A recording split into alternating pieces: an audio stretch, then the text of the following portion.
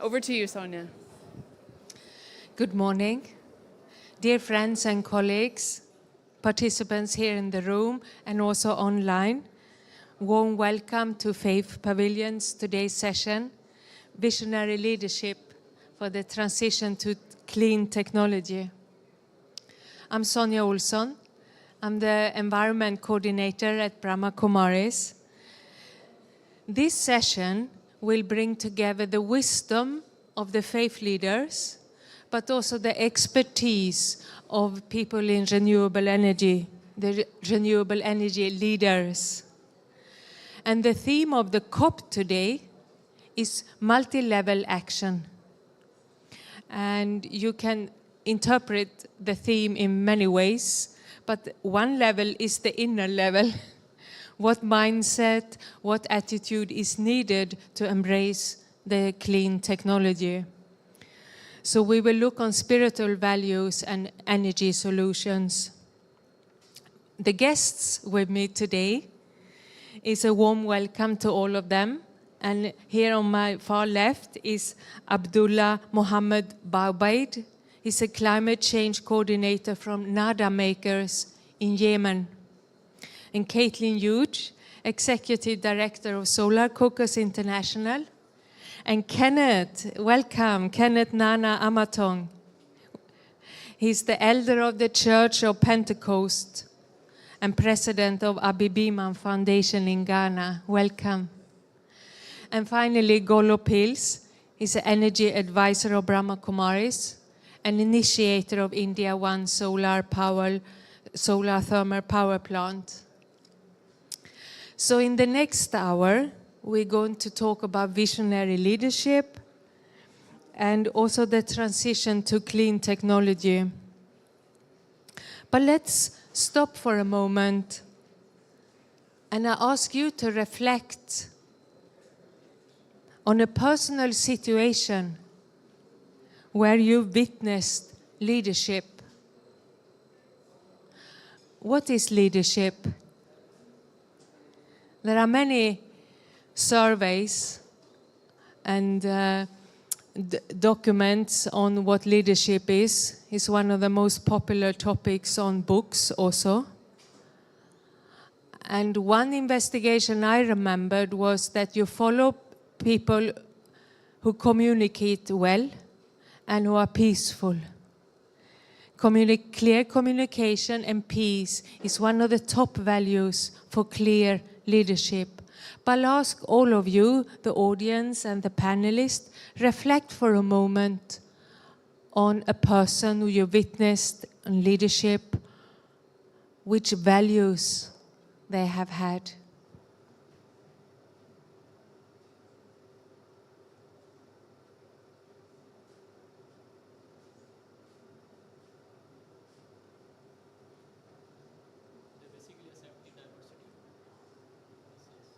Yes, you want to share? Yeah. Yeah. Practicing leadership. So our speakers today, they will share their personal stories, their initiative, their insights, illustrating how visionary leadership is important to drive the transition to clean technology.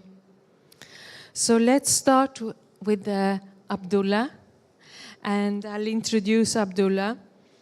As I said, he's from Nada Makers in Yemen, and he's climate change and sustainable livelihood practitioner from Yemen, and works with local communities to design and implement interventions in sustainable energy, capacity building, local manufacturing solutions, and food production.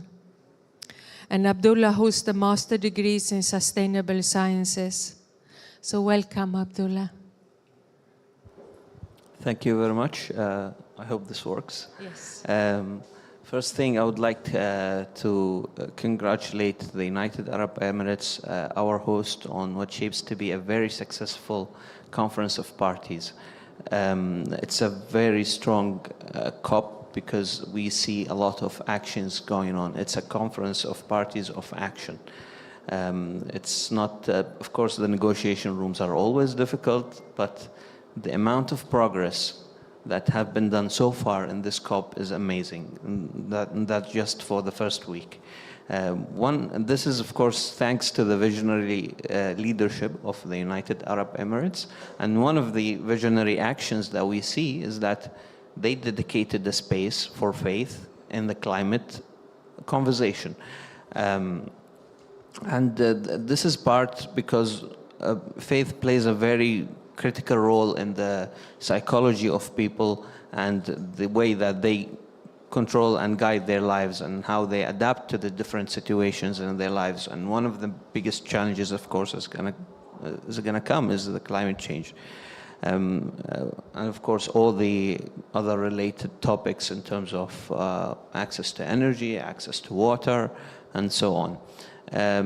Usually we see in the media what we see about faith leaders is that when they are creating troubles, and that's the very small minority of faith leaders.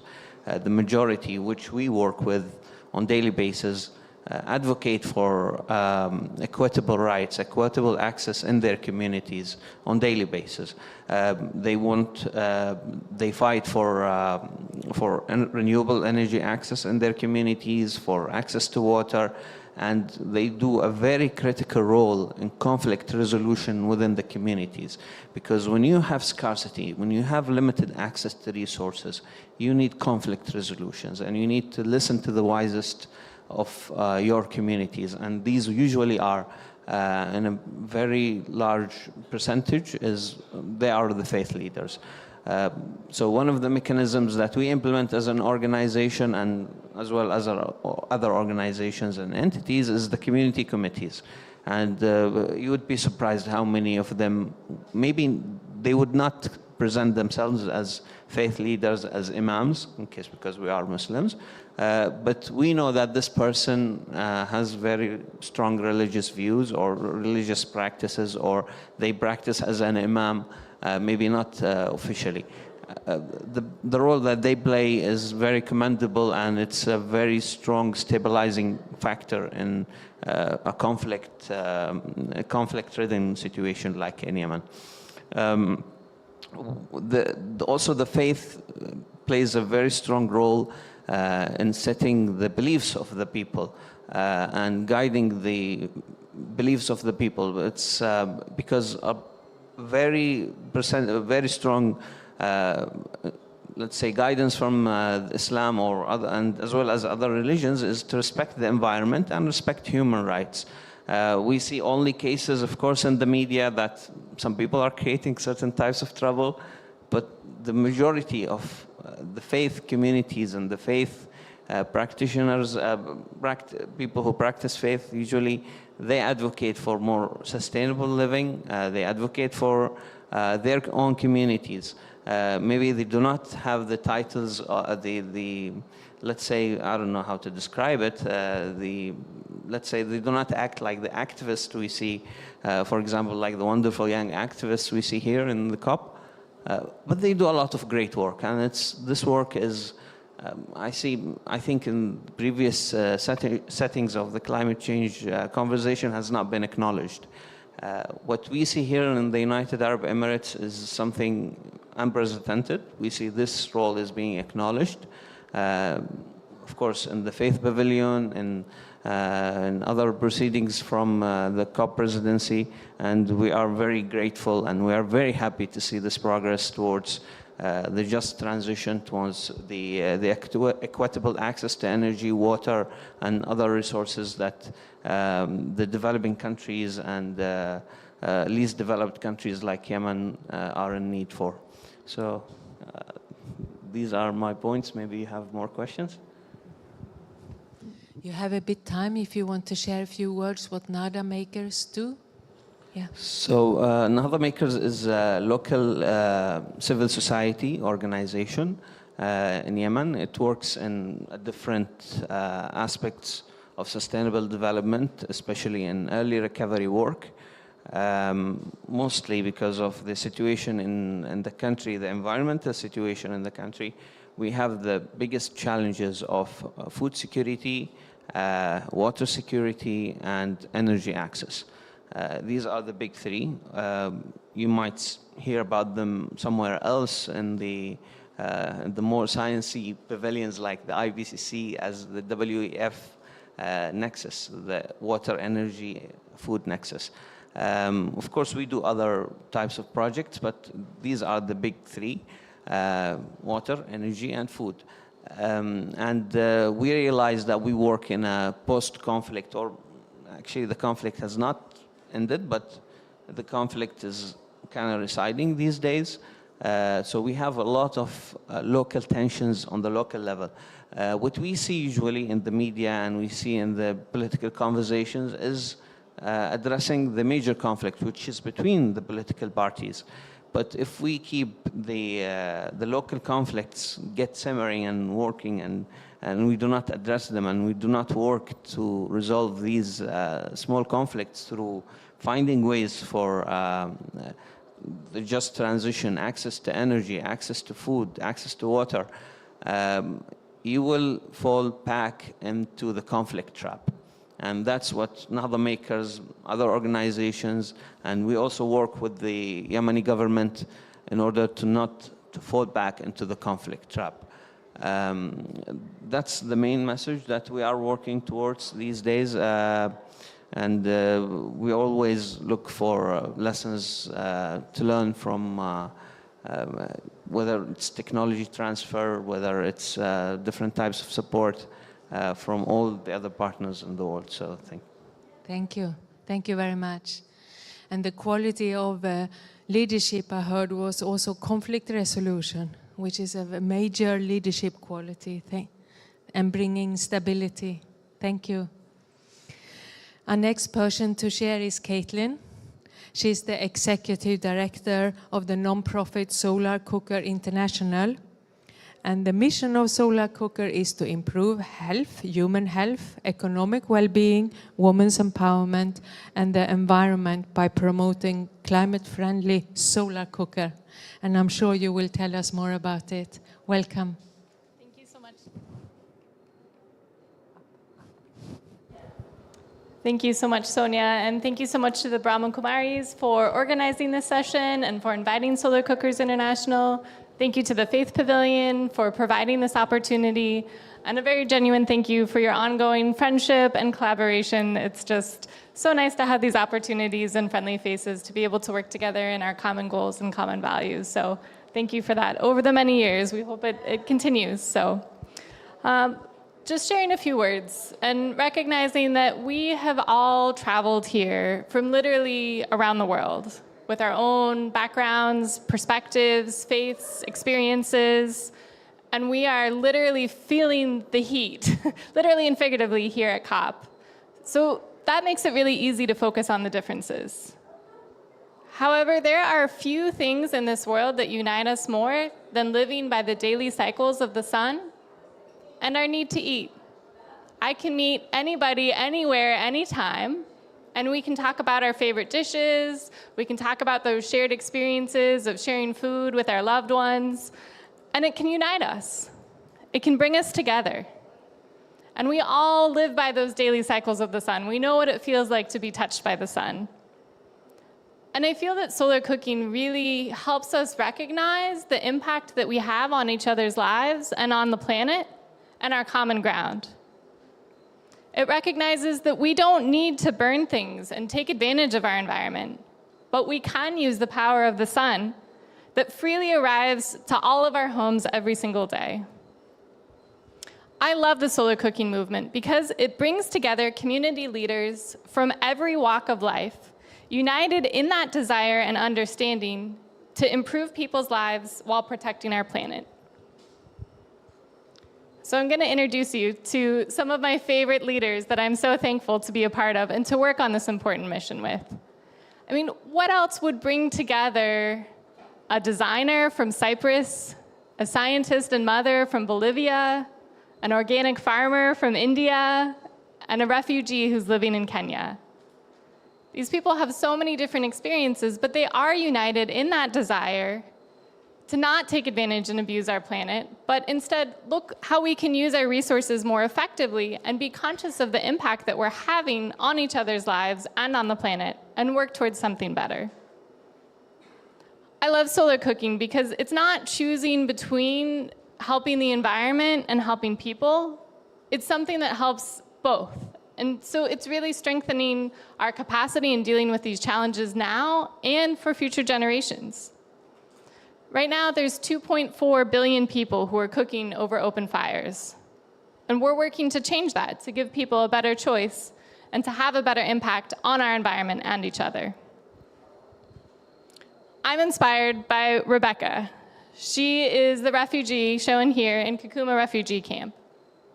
And she has faced so many challenges in her life. Yet she's looking how to take care of her 7 children, as well as 3 additional orphans.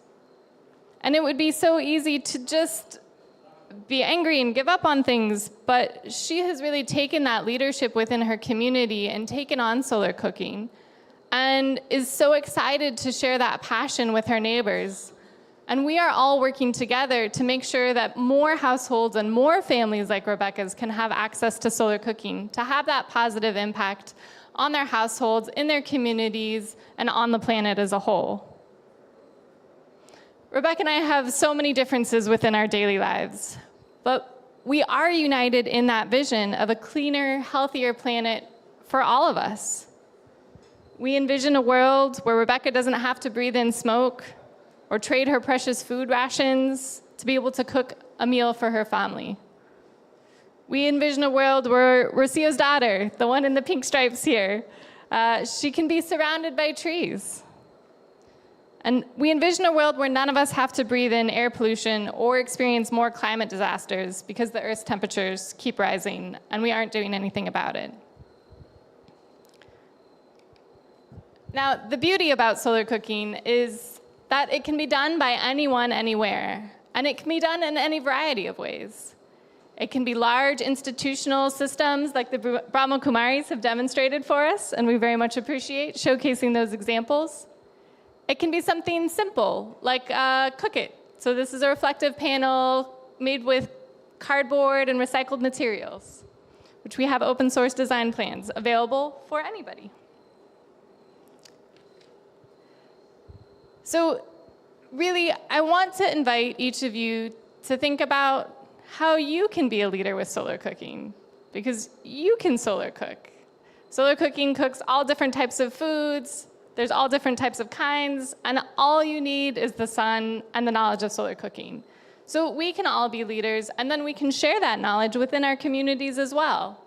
I love solar cooking and sharing that with my friends and family and loved ones. So I've actually solar cooked quite a number of dishes as well. But we have this information that's freely available and also translated into a number of different languages. So you can find information about your country to see who else is solar cooking. You can find information about plans on how to make one, where to buy one, as well as all of the latest news. So some of the dishes I've been able to cook: enchiladas, quiche, muffins, brownies, cookies, potatoes. We were actually just solar cooking here at COP, and just the enthusiasm and interest from all of these community leaders, seeing the impact that it can have on people's lives and their communities, is just incredibly inspiring to have people united in that desire. So we are here encouraging country leaders to include policy language that is supportive of clean cooking, because that is a way that we can open even more opportunities to empower more solar cooks. So I'd like to specifically recognize a couple. Ghana, from where one of our fellow speakers is from, actually has some very positive language in their nationally determined contribution, or NDC language. Also, the Central African Republic specifically mentions solar cooking in their NDC. So we're looking to connect community leaders with government leaders, civil society, as well as that knowledge that we've been gathering since 1987 and work on sharing as well. So we do have a long ways to go, but we are working on it together. And I do really want to thank Nana Makers organization for leading a shining example in terms of solar cooking and sharing that within communities and really making sure that people within communities have that knowledge to continue sharing that, because none of us can do it by ourselves. Otherwise, we would have already done it. It takes all of us working together. And so I do invite you to become a part of the solar cooking movement and to join all of us in working towards that better tomorrow. Thank you. Thank you very much, Caitlin. Wonderful. And one leadership quality I heard is to find what binds us together rather than divide us in any situation with anyone. And today, I suggest to all of you listeners that when you meet somebody, from now on, instead of sharing the policy by 2030 or 2050, you share your favorite recipe. And you see what comes out of that. I'm sure you will have such a lovely friendship. So our next speaker is Kenneth Nana Amatong. Kenneth is the Executive Director of Abi Biman Foundation and a policy advisor for sustainable development in local communities. And Kenneth oversees a multiple of networks and sustainable development networks in Ghana. And you are a board member of GACU, Ghana Alliance for Clean Cooking, and holds the position of an elder in the Pentecost Church. And I had the fortune of visiting Ghana and visiting Kenneth and his family and his church and the work he's doing last year. So, welcome. Thank you for the privilege given to us to share our experience. This is my 16th COP. I started as a young person by the African leaders to train young people to change the mindset of communities. And in Ghana, there is a lot of people that put their trust and faith in religious or faith leaders. There is a research that shows that politicians have lost faith. The only trust that the community have is their faith leaders. For example, in Ghana, in Tuesdays, there's no farming. You can't go to the farm. You can't go to fishing. And people believe that. And because of that, it's helping the community in their biodiversity, in their climate change. And when leaders stand at the pulpit to preach or to share the word, either a Muslim, either a traditional leaders, either a Christian, people really take it and accept it. So faith leaders have a role to play in the climate change because people put their trust and their everything on that. So I believe it is time that will really empower faith leaders to take leadership. Sometimes we are being stepped aside and giving the role to politicians. And politicians look at their interests. And for me, when Ghana was not having electricity, we went to a lot of community, and they believe that it's because of sin that they have committed, and that is why they are not having the rain. But they do not know that it was because of climate change, it was because of pollution, it's because of our attitude that is affecting the environment. And so clean cooking, when we start giving people training, giving leaders training, and we're talking to faith community, people begin to then change. And so we have the slogan that cooking should not kill. People begin to change their lifestyle, begin to use improved cook stove to help them cook. And so basically that is what I think if we as a people and as a community, if we can put more effort and more empowerment and build the capacity of leaders to take leadership and also to train people, it will go a long way. Thank you.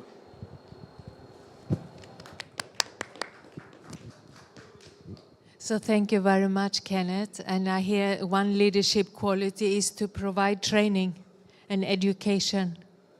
and and remove some misunderstandings on why there is no rain. Very touching. Thank you. So our last speaker is Golo Pils, here to my right. Golo is the energy advisor for Brahma Kumaris, and he's originally from Germany, but lives most of the time in Brahma Kumaris headquarters in Rajasthan, India. And he has carried out more than 25 research and development projects in solar cooking, energy storage, and thermal power generation. In the last 20 years, he's been participating regularly in our UN climate change conferences. And he's an experienced meditation practitioner and advocates ethical and value-based approaches. And he's also co-founded a meditation platform called Yogis for Future. So welcome, Golo. Yeah, thank you very much, Sonia. And thanks to the Faith Pavilion for hosting today's event. And when I thought about visionary leadership, I thought about Mahatma Gandhi, who was really a truly visionary leader. And he said, always aim at complete harmony of thought, word, and deed. Always aim at purifying your thoughts and everything will be well. So he was an example and he set the benchmark. What is the mindset needed to be a visionary leader? And I thought a little bit, what is the signs of a visionary leader? How to become a visionary leader? Create a vision and be able to hold it. Communicate it to the others. Self-leadership and integrity. And you have to be rooted in moral and ethical principles, an example for others, setting clear goals, and you should be motivating others around you. And I would like to share one of the very good examples I have experienced, luckily personal, Daddy Janki. She became 103 years and left us a couple of years. She was the administrative head of the Brahma Kumaris, and she was a truly leader and a true visionary leader, an example for all of us. And she always said, and I can say this in the Faith Pavilion without any hesitation, be a yogi, be loving and compassionate, be a healer for the world, and be a guide to the light. And she was a true visionary leader, and she inspired me since the last 40 years. 40 years ago, I joined the Brahma Kumaris, and by the way, Kenneth, this is also my 16th climate conference now, since Copenhagen. I'm at all climate conferences, so we're all veterans here of this process. And Daddy Janki inspired us to do research work in solar, and more than almost 30 years ago, we set up a department of renewable energies, and we did research in all these areas: photovoltaic, solar steam cooking, water recycling, and so on and so on. And this was one of the first solar steam cooking systems which we have set up in Abu Road in Shantivan. We cook 38,000 meals per day. The system was set up 20 years ago and is still fully operational. So we really look after our systems, take care of them. It's a beautiful example of a solar thermal cooking system working on low pressure steam. This is another system we built in 1997. It's a little bit older. And we had to demolish it 3 months ago because it was 24 years old, and unfortunately it was rotting slowly away and it was no more safe. And we are replacing it right now with a new solar cooking system. This is one of our visitors campaign. We have 30,000 visitors to the solar cooker in Mount Abu. We have lots of people coming, seeing our systems. And here you can see the solar cooking system in Abu Road in Shantivan. This is also fully operational. We cook 35,000 meals every day. And this is our campus in Shantivan, and we cook for all these people by the power of sun. This is the main kitchen, and we inject the low pressure steam from the solar cooker into the kitchen. We cook rice, dal, vegetables by the power of sun for all our visitors. And we have a big hall. We can host almost 30,000 people and cook by the power of sun. This is another solar thermal system we installed in our hospital, Global Hospital and Research Center, and we use the low pressure steam to provide energy for our hospital, for the sterilization and for the laundry. This is a 16 square meter dish which we developed in Abu Road, fully functional. Yes, also we have huge photovoltaic installations. Brahma Kumaris has 5,000 meditation centers in India, and 1,000 of them are equipped with solar system. We have batteries, solar photovoltaic, solar hot water. All the systems are there, and we inspire our centers to go green and to go renewable. We also promote the solar cooking box, which Caitlin also has mentioned, and we have distributed thousands of them in India. It's a very versatile gadget. We also promote solar lantern, very versatile, very good project. And lastly, just some words about India One. This is a power plant which we built a couple of years ago. It's a 1 megawatt solar thermal power station, a 10 million euro project, partly funded by the German government, by the Indian government, and by Brahma Kumaris, in research collaboration with Fraunhofer Research Institute in Germany. Speciality, it is a 1 megawatt solar thermal power station with storage. So we can store the energy and be operational 24 hours.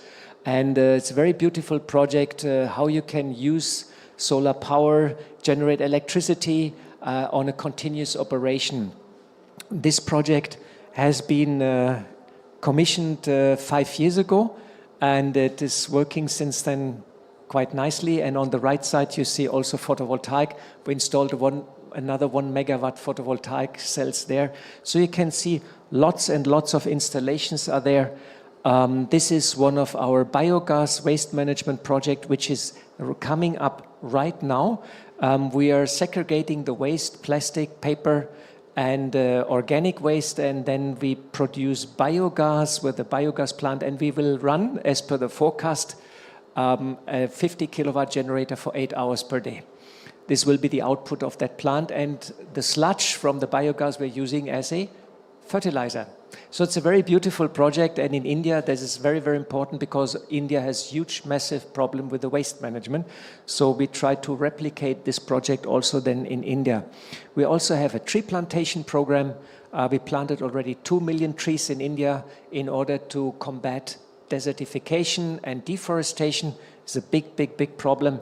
And we also have a campaign for farmers called Yogic Farming. We train and teach farmers in meditation, have a positive mindset towards their job, towards the seeds, and towards the land. And we achieved an improved yield, about 20%. We're at present identifying 80 farms in India and rolling out this yogic farming there, and work with the Indian Ministry of Agriculture. And we are advocating a new paradigm. My inner world and the outer world are interconnected. So once you become a leader of yourself, of your own mind, you can also become an inspirational leader, a faith leader, and you can inspire the people around you, and then greatness can happen, and we all can achieve greatness in our life. So my inner world and the outer world are connected, and we promote meditation to connect to values and to ethics, and therefore we have created a meditation platform with 150 meditations. It's an app, and you can connect, and there's 10 different categories: meditation for inner peace, meditation for peace of the world, which is needed right now, meditation for nature, meditation for solar cookers, meditation for the negotiators at COP. Whatever you want, you can meditate and send good vibrations. And these vibrations, they travel and they have a tremendous impact. And we hope that everybody's waking up to its true full potential, and therefore we advocate meditation or yoga. We have also a presence on the web. You can see our webpage, ecobrahmakumaris.org.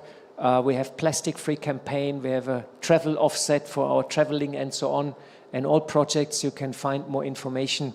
We also run right now a climate TV studio, a wisdom studio, and we have many distinguished speakers, and try to bring together experts from politics, religion, and climate change to our wisdom studio.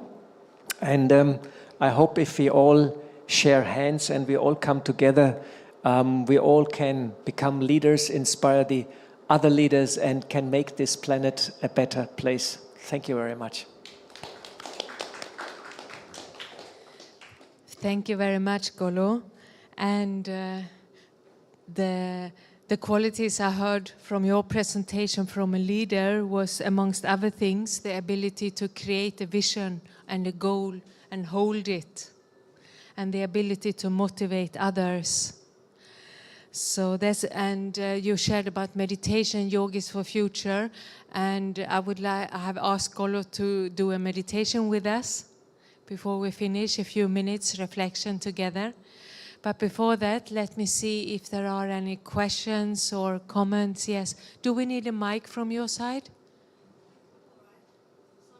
Yeah. My question's for Mr. Golo. You mentioned India has a huge waste management problem. Why do you think so? So the question is, we have a waste management plant and problem in India, and why is it so? I'm traveling a lot in India, and it's a very high population in relation to the space. So there's a very high density, and India has industrialized in the 30 years in a very big way. And when I came first to India, there was some waste here and there, but often it was paper or it was biodegradable.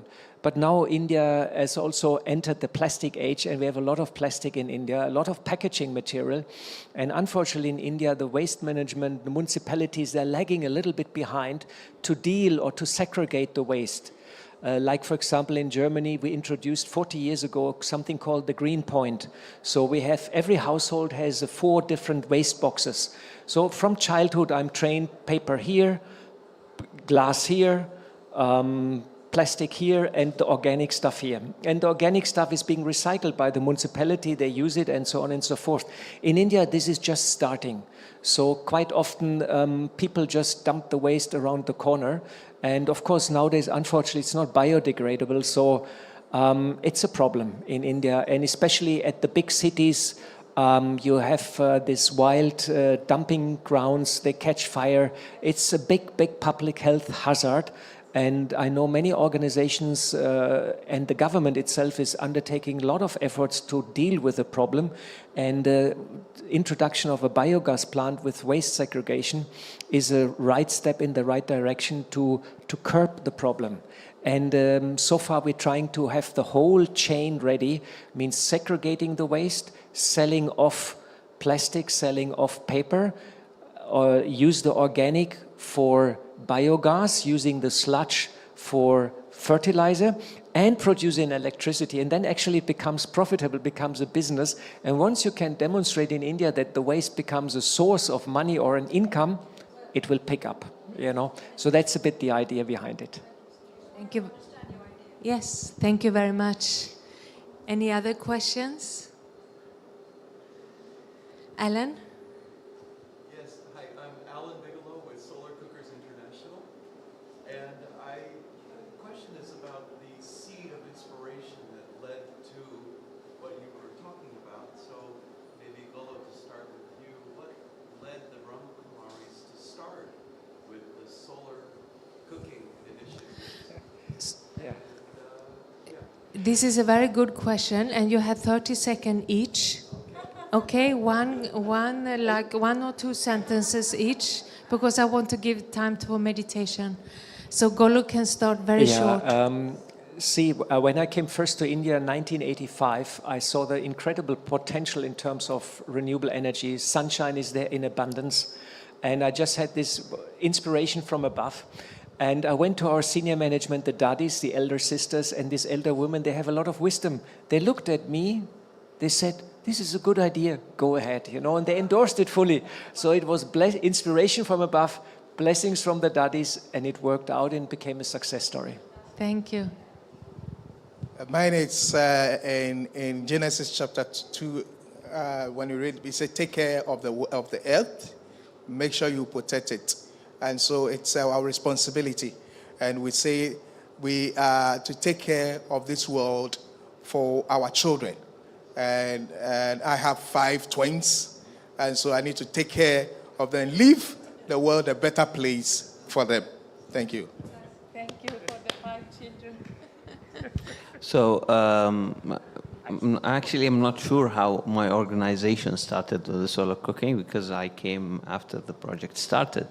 But one thing is that when my family knew about this project, they told me is that when the Battle of Aden in 2015 was going on and raging on, they wish they had something like that in their house. So because they didn't have to go and get gas, which is difficult at that time. Now, the situation has relaxed a little bit, but what we did is that we took this initiative, the solar cooking, as a building capacity project, as a manufacturing project. So the people, if they can make solar cookers, if they wish to use it, of course, that's up to them, but if they don't, they can use it and repurpose it for other reasons, like solar heating, for steam generation, like our friends here do. And most importantly is that they learn how to manufacture, they learn how to make things. So the impact of solar cooking in our case goes beyond solar cooking. Thank you. And 30 seconds for Caitlin. Definitely inspired by the time I spent in Cameroon and just not wanting to take for granted. I feel like I've been very fortunate to have a lot of opportunities in my life, and I recognize that not everybody's had that. So working for more equitable opportunities for the world. Equal opportunities for the world. How beautiful. Thank you for your inspiration. And now let's go to the inner world and find inspiration there. So Golo, you have like 3-4 minutes for guiding reflection for all of us. Om Shanti. I'm concentrating in my forehead and relaxing my mind. I am a being of peace, and I am a being of light. My true nature is love and compassion. Love for the self, but also love for the world. The world is undergoing tremendous transformation right now, and many people are worried.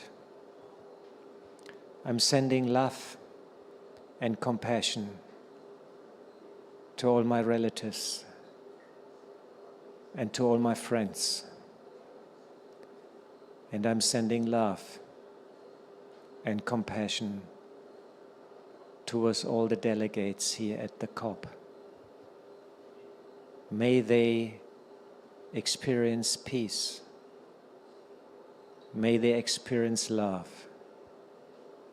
And may they find the right path to solve this climate crisis.